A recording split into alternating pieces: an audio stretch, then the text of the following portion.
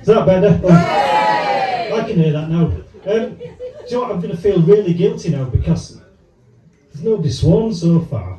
Is anybody going to be really offended if I swear a lot? Did anybody say yeah? Yes! Well, you better fuck off now to be perfectly honest. So, I've got some words of wisdom that I think I'm going to give to you. So, I do poetry, I do a lot of swearing. I have to write it down because I've got a shit memory, and if I don't, I'll just forget. So, the first one is probably everybody's favourite wanker at the moment, and it's about Putin. So, it's called rootin', tootin', lootin', pootin'. For fuck's sake now, just get a grip. You're a grown man and you're taking the piss. You took on the Ukraine and now the rest of the world, and we're just waiting for the next shitstorm to unfurl. So do the right thing and stop waving your cock, because you're dribbling piss all over your socks. It's the fault of the neo-Nazis, or so you are claiming, for your wet dream and those excuse me, as you wet dream about those you are maiming. We know that the missiles are just a penis extension as you posture and threaten to ramp up the tension. For the sake of the world and the sake of mankind, just stop being a prick and cease to be blind. Excuse me. Cease to be blind to all those in the world and all that we think. For just one moment, let the ego sink and take a step back, gulp down a deep breath, and stop fucking about committing people to death. We won't talk about putting the glasses on. And just to prove that I do things that are clean, so there's no swearing. Well, there's maybe one or two swear words in this one. And this one was inspired by my dog. We spent a lot of time during lockdown sitting at home working there, and he's my constant. He sits there at my feet while I'm working. So this is, as I say, inspired by him. It's all kicked off down at the zoo. Absolute chaos of proper to do. When it all started, it was really quite small. When a boy in a pushchair, he just squeezed a ball. He didn't mean to do it, it was there, all round and pink and covered in hair.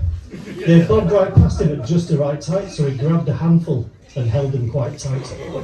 He wiggled his fingers and he gave them a tweak. The ball stopped bobbing, then followed a squeak. Then a yowl of the surprise as a pain set in. The boy, sensing fun, just started to grin. The dog, it set off, and it set off at top speed.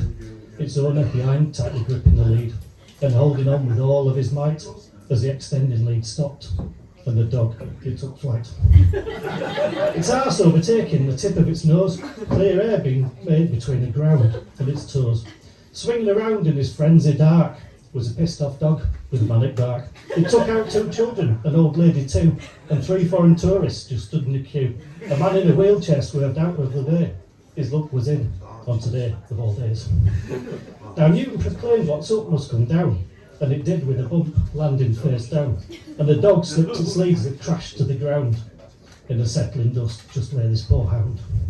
Its tongue hanging out of the corner of its mouth, its mind casting back to the pain down south. Then the dog did as all dogs must do. It stuck out its tongue and licked a bollock or two.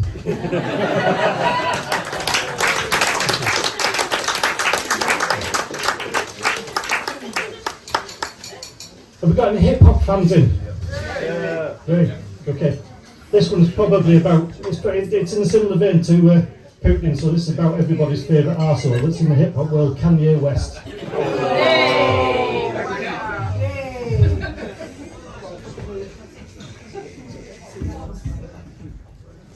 There's this one person, he gets on my nerves, he gets some flack, and all of it's deserved. He comes across as a bit of a tit, because he opens his mouth and outpours a shit.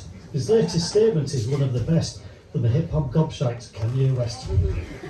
It seems that his mouth says it first, even before his brain gave birth to the stupid idea he just spat out, along with the other crap he seems to spout. None of it ever seems to be in jest, the verbal diarrhea of Kanye West. You can guarantee he'll not be discreet and spout some shite in a tweet. This time the reason he hit the news was making threats to the Jews. Who am I talking about? Yes, you've guessed. That hip-hop tosspot, Kanye West. Now the socials have banned his arse, alas his silence will not last. He bought a right-wing social platform to further excrete his verbal shitstorms. In his opinion, we should all feel blessed. I give you hip-hop bell end, Kanye West. But without wanting to be unkind into the workings of his genius mind, that empty space between his ears is full of shite, as we all feared. I think that now my lifelong quest is to find a bigger fuckwit than Kanye West. Is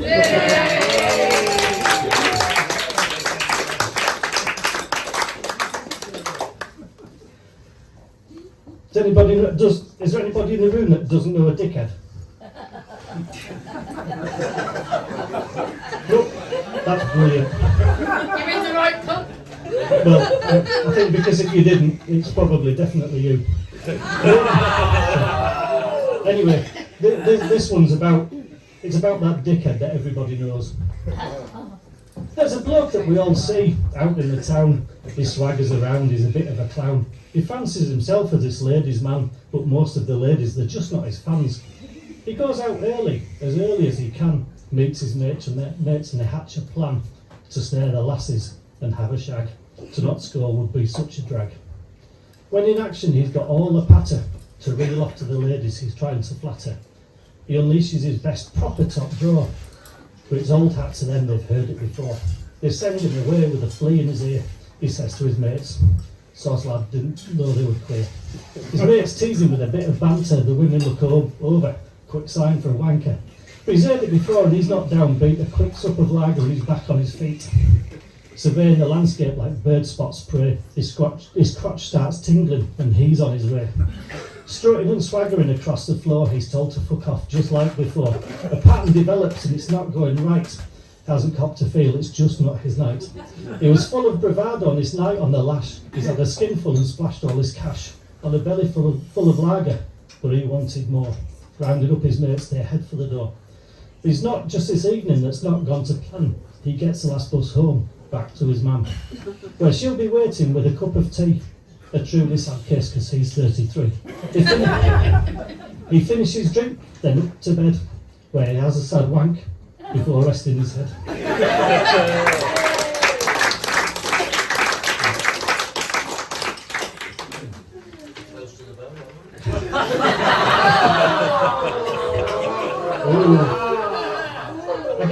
I guess whilst we're on that subject, it was my birthday not long since, and my daughter, who's coming up 15, she went, "I don't know what to get you, Dad." And I went, "Well, I'll do something stupid." And she said, "Well, go and have a tattoo." And I went, "Well, I don't really know what I want." And she went, "Well, you're bald, you can have some sheep and a tuft of grass in the back of your head." And it sort of set me thinking about lots and lots of different things, and people that have tattoos, where they have tattoos. So, has anybody here got a tattoo? Has anybody got their children or mum or anything written on any arms? No? Well, that's probably just as well, because that would be an awkward wank.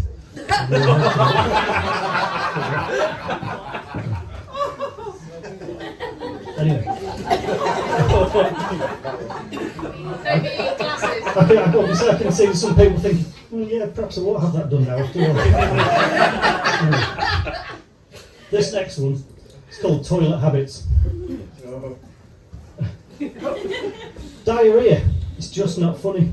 Trapped wind and a jippy tummy. Doubled up and in a lot of pain. It's off to the toilet again. Trousers down, let's go, let's start. But not this time, it was just a fart. But here we go, I've got second wind. But to this bog seat, my cheeks are twinned. A bubbly tune my arse does ring, whilst I'm developing. Sorry, my arse does sing, whilst I'm developing a painful ring. And a constant twitching my sphincter goes. Will it end? Who fucking knows?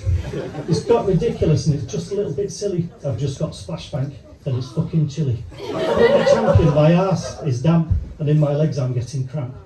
I dispatch a turd around the bend, hoping that my nightmare will come to an end. But alas, no bog roll can be found. So for a substitute, I look around. I grab the towel and hold aloft. Upon my cheeks, this will be soft. The toilet brush, its bristles so long, will reach nook and cranny, yet so wrong. And dodgy liquid it does drip from its bristly and piss wet tip. But the cupboard door, it is ajar, I can reach, it's not that far. Dettol wipes and toilet duck, use on my arse, delightful. Out of the corner of my eye, a pack of body foam, I did spy. Cotton like top, so says the hype, so upon my arse I did wipe. So soft, so nice, it's not in vain. So I fold in half and wipe again. The sticky strips. And you're ahead of me. Yeah. I guess an experience. The sticky strips on the wings unpeel. A gentle tug on the hair I feel. The sticky strip is stuck fast. The towel again I tightly grasp.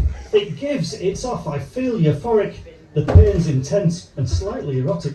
My brain laughs out, this is a farce. You daft fucker, you've waxed your arse.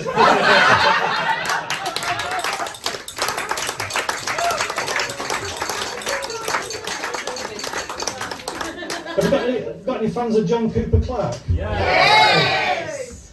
Well, I wrote this in protest to somebody that said that I swore a lot on stage, and I thought, where should I go from here? They said, you should write about nice things, you should write about things that occur in everyday existence that people talk about. So I thought, alright, I'll write about the weather. So I did. This was called Coat On. The fucking weather is fucking bleak. It's pissed it down for fucking weeks. The pitter patter on the wind, the pain, the water torture of this rain.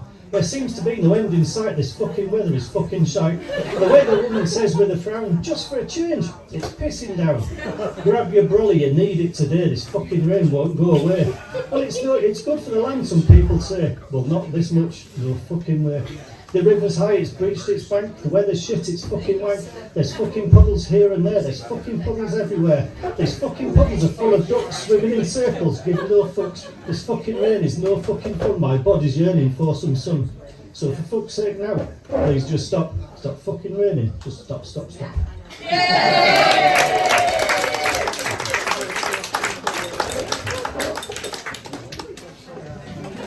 as you can see, I'm a picture of health and I am like an Adonis. And so this one's all about getting ready for your holidays, and it's called Budgie Smugglers. My body is a temple, it's a temple of doom, and I'm going on my holidays, and I'm going quite soon. I need to get in shape by going to the gym and cutting out the beer in order to get slim. My belly is not really fat, it's just a little round, and I can still see my cock as I look down at the ground. I seem to have these moves of which I was unaware, possibly a B-cup nestling in the hair. My ass is another matter, its shape is quite round. I've no need for pockets as my wallet orbits around. My skin is rather pasty, a nice translucent white that turns a shade of lobster at the hint of sunlight. Epilation is another issue, as there is hair on my back, from the tops of my shoulders right down to my crack. And there is just so much to do, and my holiday draws near, so I'll just be a Buddha for another fucking year.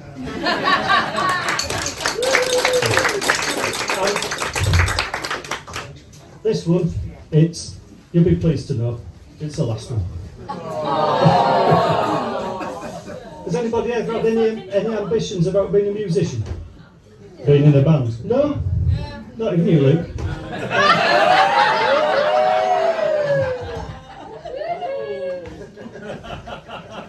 So, I haven't really, to be perfectly honest. I think everybody dreams it.